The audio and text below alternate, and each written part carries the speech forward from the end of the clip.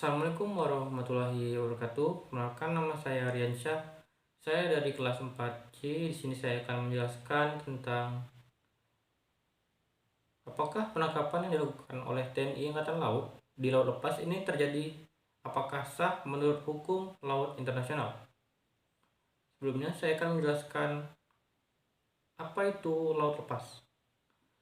Laut lepas adalah merupakan res nullius dan kecuali apabila terdapat aturan-aturan dan batasan-batasan yang diterapkan untuk kepentingan negara-negara. Laut lepas tidak merupakan wilayah negara manapun. Doktrin laut lepas atau freedom of the seas berarti bahwa kegiatan di laut dapat dilakukan dengan bebas dengan mengindahkan penggunaan laut untuk keperluan lainnya.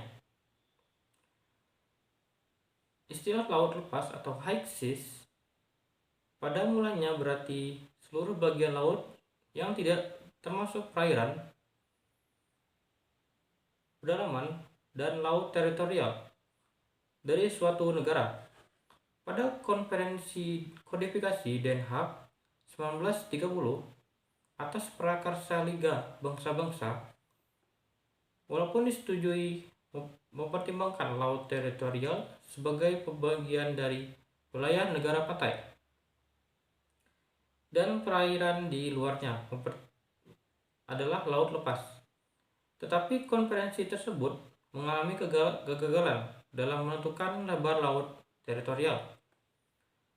Kemudian konsepsi laut lepas ini lebih jelas terlihat di dalam pasal 2 dari Konvensi Jenewa 1958 tentang laut lepas, yang menyatakan bahwa laut lepas adalah terbuka untuk semua bangsa. Tidak ada suatu negara pun secara sah dapat melakukan pemasukan bagian dari laut lepas ke daerahnya kedaulatannya. Laut lepas dimaksudkan untuk kepentingan perdamaian dan tidak suatu negara pun yang dapat melakukan klaim kedaulatannya atas bagian laut lepas.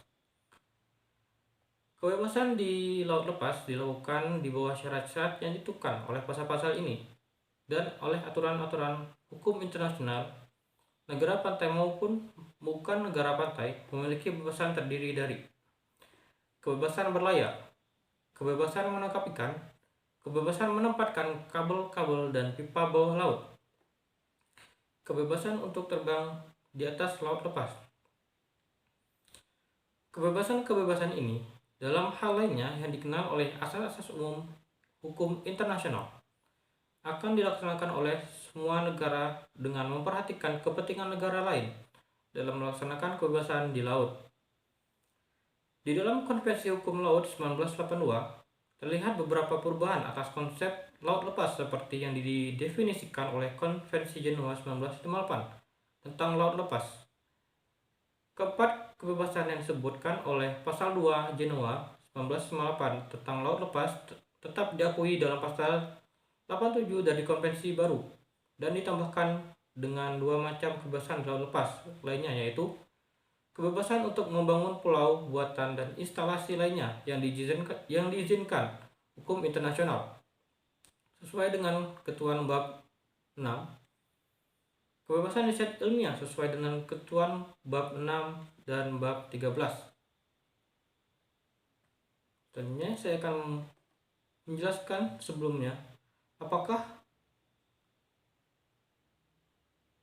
penangkapan kapal budak yang dilakukan oleh TNI Angkatan Laut sudah berdasarkan hukum internasional atau tidak.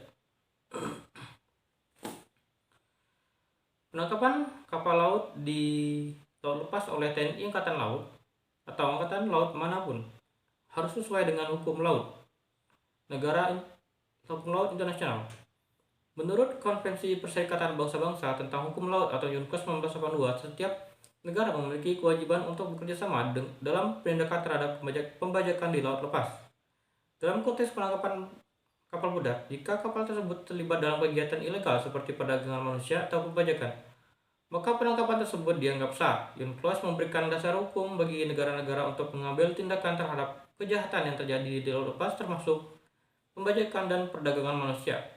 Namun penangkapan harus dilakukan dengan mematuhi prinsip-prinsip hukum internasional, termasuk menghormati hak-hak dasar manusia dan memastikan bahwa tindakan tersebut tidak melanggar kedaulatan negara lain.